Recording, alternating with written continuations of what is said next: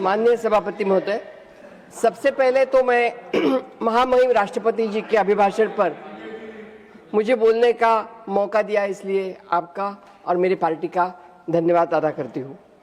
राष्ट्रपति का अभिभाषण केवल सरकार की उपलब्धियों की सूची नहीं है, बल्कि देश की वर्तमान स्थिति, चुनौतियां और भविष्य की दिशा का दर्पण भी होना चाहिए।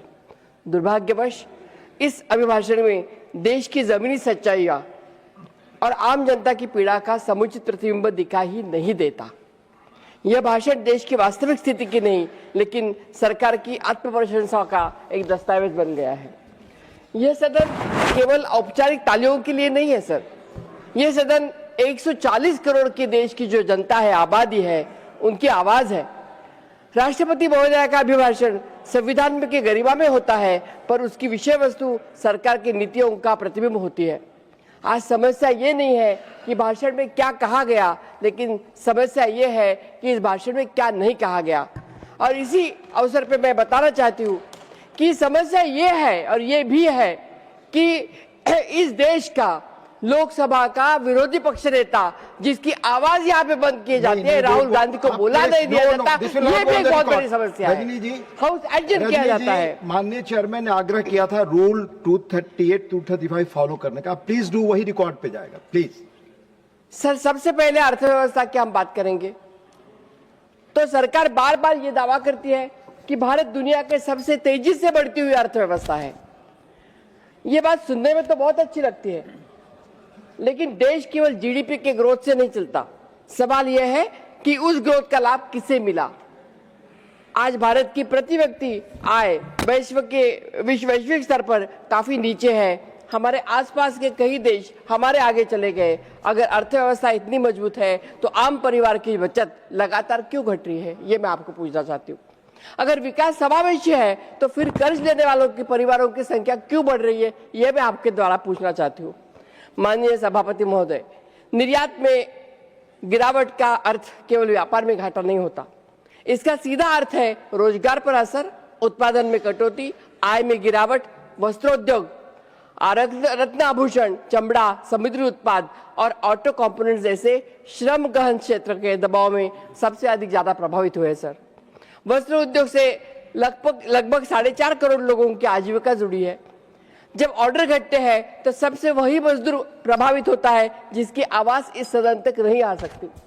माननीय सभापति महोदय, राष्ट्रपति महोदय का अभिभाषण विकसित भारत का बार बार उल्लेख किया गया उस भाषण में।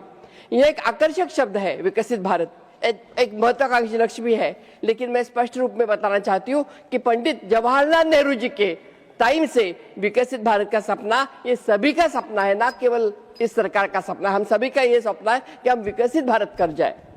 संसद का कर्तव्य केवल सपनों की प्रशंसा करना नहीं, बल्कि ये देखना भी है कि उन सपनों का जमीन कितनी मजबूत है। समस्या ये नहीं है कि सरकार विकसित भारत की बात कर रही है, समस्या ये है कि वो उन सच्चाइयों से बच रही है कि जो उस दावों को चुनौती देती है।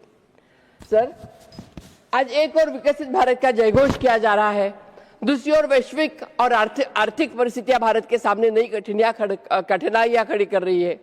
अमेरिका में डोनाल्ड ट्रंप की टैरिफ नीति ने वैश्विक व्यापार में संरक्षणवाद को फिर से तेज कर दिया है। अमेरिका भारत का सबसे बड़ा निर्यात बाजार है। हाल ही के वर्षों में अमेरिका को भारत के निर्यात का 85 से 90 अरब डॉलर का जो बीच रहा है उनका निर्यात, वो टैरिफ बढ़ने के बाद 25 से 35% कम हो गया है। ये कोई मामूली चढ़ाव नहीं है, ये एक संरचनात्मक दबाव है। सर, सीज फायर की तरह इस बार भी हमारे ट्रंप साहब ने जो हमारा ट्रेड डील है उसकी घोषणा, हमारे हिंदुस्तान की ट्रेड डील की घोषणा अमेरिका से कर दी। हमें बहुत दुख है इस बात का, क्योंकि बताया गया है कि मोदी जी के रिक्वेस्ट पे हमने ये स्वीकार कर लिया है, ऐसे उन्होंने ट्वीट किया है। आज आप ट्वीट देखिए उनका। ट्रंप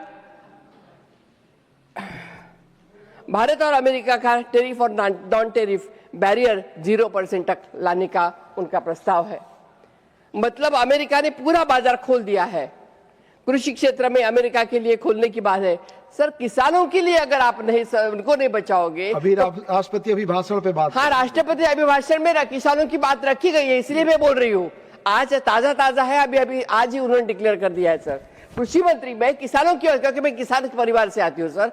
अगर किसानों का भी मार्केट आप खोलेंगे, वो भी अमेरिका में जाएगा, अमेरिका के लोग यहाँ आएंगे, उनका खरीद करेंगे। 500 बिलियन डॉलर इसका इतना पैसों का हम उनसे खरीद लेंगे, चाहे वो अलग अलग वर्थ का एनर्जी है, टेक्नोलॉजी है, एग्रीकल्चर है, ये सब कुछ हम अमेरिका से खरीदने वाले हैं, ऐसे आज ट्रंप ने बता दिया है। किस बिंदुओं के ऊपर चर्चा करी ट्रंप साहब के साथ हमारे प्राइम मिनिस्टर ने, ये हमें सदन को और देश को मालूम होना बहुत आवश्यक है। ये कौन सी आइडियोलॉजी है घनश्याम तिवारी जी? ये आइडियोलॉजी के साथ हम जाएंगे आगे? जिस देश में हम स्वदेशी की भाषा किया था, जिस देश में हमने स्वदेशी का नारा लगाकर इस देश को स्वतंत्रता बहाल कर दी, यहाँ पे हम अमेरिका को शरण जाएंगे क्या? ये आपको जरूरी बताना है और मैं विनती करूंगी कि इसका जवाब उनको देना पड़ेगा। और ये भी कहा गया है कि भारत रूस से तेल नहीं खरीदेगा। हम वेनेजुएला से तेल खरीदेंगे, रूस से नहीं करेंगे। क्या हमारे पुराने दोस्त को हम छोड़ देंगे?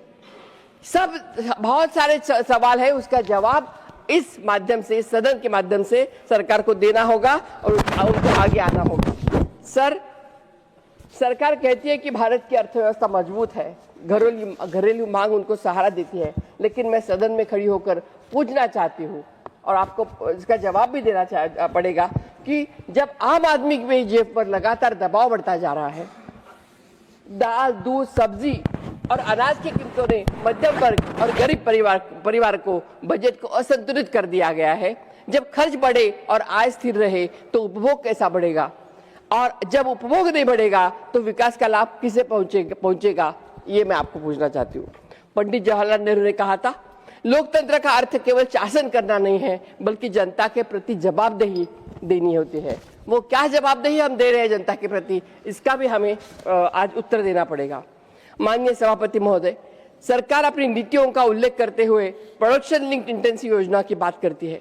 कागज पर एक बड़ी औद्योगिक नीति है ये, लेकिन जमीनी सच्चाई ये है कि इन योजनाओं का लाभ सीमित संख्या में बड़े कॉरपोरेट समूहों तक ही सीमित कर दिया गया है। छोटे और मध्यम उद्योग जो देश के कुल रोजगार का बड़ा हिस्सा प्रदान करते हैं, आज भी पूंजी, बाजार और नीति स्थिरता के अभाव से जूझ रहे हैं। कथनी यही है कि एमएसएमई अर्थव्यवस्था की रीढ़ है, करनी यह है कि वो रीढ़ सबसे अधिक दबाव में है। सरकार ये भी कहती है कि भारत वैश्विक निवेश में बहुत बड़ा केंद्र बन गया। एफडीआई में सकल आंकड़े प्रस्तुत किए जाते हैं, लेकिन शुद्ध एफडीआई प्रभाव को देखें तो उसमें अस्थिरता ही दिखाई देती है। कई तिमाहियों में यह पिछले वर्षों की तुलना में बहुत कम हो रहा है। निवेश केवल नारों से नहीं आता सभापति जी, वो भरोसे से आता है और वो भरोसा आपको जिताना पड़ेगा। जब नीतियों के बार बदलाव हो, जब कर और नियामक व्यवस्था को लेकर अनिश्चितता हो, निवेशक सावधान हो जाता है। यह भी कथनी और करनी का अंतर है। राष्ट्रपति के अभिभाषण में रोजगार मेलाओं का जिक्र हुआ और नए अवसरों को भी चर्चा हुई, लेकिन जमीनी सच्चाई यह है कि युवा बेरोजगारी एक बहुत बड़ी गंभीर चुनौती बन गई है। शहरी युवाओं में बेरोजगारी भी और अधिक है, स्थायी नौकरियां घट रही है, नियमित वेतन वाला काम सिकुड़ रहा है। बड़ी संख्या में युवा बिना लिखित अनुबंध, सामाजिक सुरक्षा और भविष्य के गारंटी के लिए काम कर रहे हैं। सरकार कहती है कि अवसरों की कमी नहीं है, लेकिन शिक्षित बेरोजगारी एक गंभीर चुनौती बन गई है।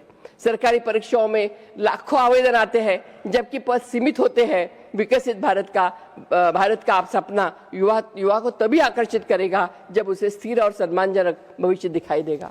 और इससे आगे जाके मैं कहूंगी, जब परीक्षाएं होती है, मैं जब बिहार के चुनाव में गई तो देखा पेपर लीक का मामला इतना गंभीर था वहां पे। इस तरह से अगर हमारे युवाओं को हम दिशाहीन कर देंगे तो हमें उसका जवाब युवाओं को देना पड़ेगा। शिक्षा के क्षेत्र में देश चिंताजनक पिछड़ापन झेल रहा है।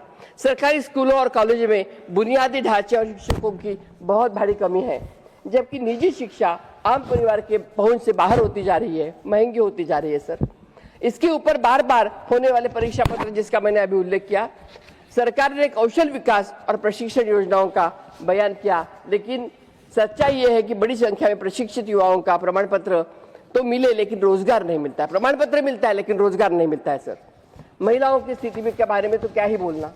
हम सिर्फ बोलते हैं महिलाओं की भाषा, लिप सिंपैथी, लेकिन अभी तक जो हमारे निर्भया फंड है, निर्भया फंड का पैसा कितना खर्चा हुआ उसकी जवाबदेही आपको देनी होगी, क्योंकि निर्भया फंड खर्चा नहीं हुआ।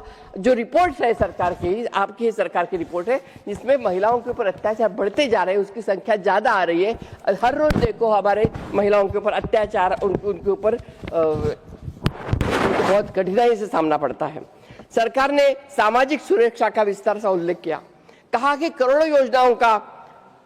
करोड़ों लोग इस योजना से जुड़े हुए हैं। मुझे हंसी आई, क्योंकि मनरेगा की बात मुझे यहाँ पे करने सिवाय मैं रह नहीं जाऊंगी, क्योंकि मनरेगा का जो लक्ष्य था 20 साल पहले महात्मा गांधी योजना जो लगाई थी हमारे सोनिया जी और हमारे मनमोहन सिंह जी के आग्रह से, उसमें इस देश में जो काम मांगेगा उनको काम मिलेगा। महाराष्ट्र से यह योजना शुरू हुई थी, हमारे यहाँ वो रोजगार हमी योजना बोलते थे उसको, उससे ये योजना यहाँ पे आ गई। और जब ये योजना यहाँ तक आ गई और शुरू हो गई, हजारों लाखों लोगों को हाथ को काम मिलने शुरू हो गया। ये काम ऐसा था कि जो गांव में बैठ के काम की अर्जी दे दे, पंचायतों से उनको काम मिल जाता था। अभी उसका नाम भी बदल दिया गया है, गांधी जी का नाम वहां से बाजू कर दिया है। और दूसरा, जो सूत्र केंद्र सरकार के हाथ से यहाँ पैसा आएगा, वो डिसाइड करेंगे कि किसको क्या काम मिलने वाला है। हमारे लोगों को ये बताने का अधिकार नहीं है, इसके लिए हम उसको विरोध करते हैं। सर, संत तुकाराम महाराज मराठी के हमारे बहुत बड़े संत हो गए थे, उन्होंने गरीब लोगों के लिए एक बहुत बड़ी बात कही थी, जे का रंजले गांजले त्यासी म्हणे जो आपुले, तोच साधू ओळखावा देव तेथेची जाळावा। जो सबसे गरीब है, जो गांधी जी ने भी कहा है, सब गरीब तबके का आदमी है, उसको देव मानना चाहिए, उसको भगवान मानना चाहिए, तो वही हमें आगे चल के उसको काम आएगा। मनरेगा का काम पूरा मिलता नहीं है, बहुत सारे, अभी मुझे टाइम 3 मिनट, स्वास्थ्य क्षेत्र में भी बड़ी उपलब्धियों का दावा किया गया, लेकिन आज भी इलाज का खर्च, लोगों का कर्ज और गरीबी की ओर ढकेल रहा है। कई राज्यों में निजी अस्पताल सरकारी स्वास्थ्य योजना के मरीजों के लेने की मना करती है, क्योंकि सरकार का भुगतान समय पे होता नहीं है। अगर योजना इतनी सफल है तो फिर अस्पताल पीछे क्यों हट रहे हैं, ये भी हम सवाल पूछना चाहते हैं।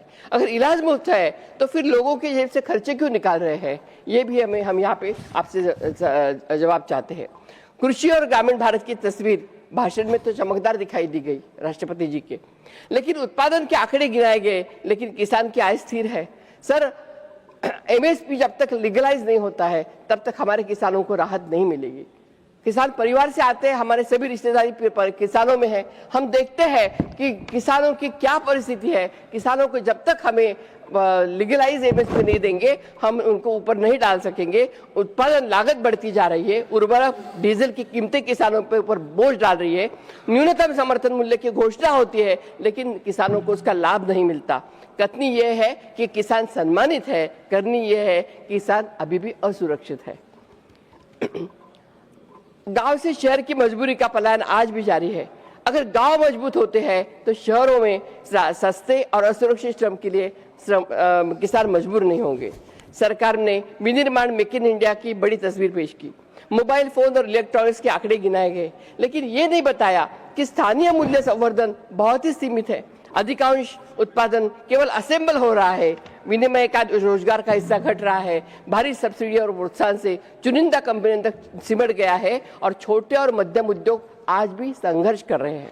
सरकार ने बुनियादी ढांचे का निर्माण का उल्लेख किया, सड़कें, रेल परियोजनाएं, बड़े निवेश गिनाए, लेकिन सवाल यह है कि क्या इन परियोजनाओं से स्थानीय रोजगार बढ़ा? क्या छोटे उद्योग हुए? स्थानिक अर्थव्यवस्था को स्थायी सहारा मिला क्या, या फिर चुनिंदा कंपनियों तक ये लाभ सीमित रह गया? माननीय सभापति महोदय, यह विरोध किसी व्यक्ति का नहीं है, बल्कि एक सोच का है। वह सोच ये मानती है कि ये प्रचार ही प्रदर्शन है।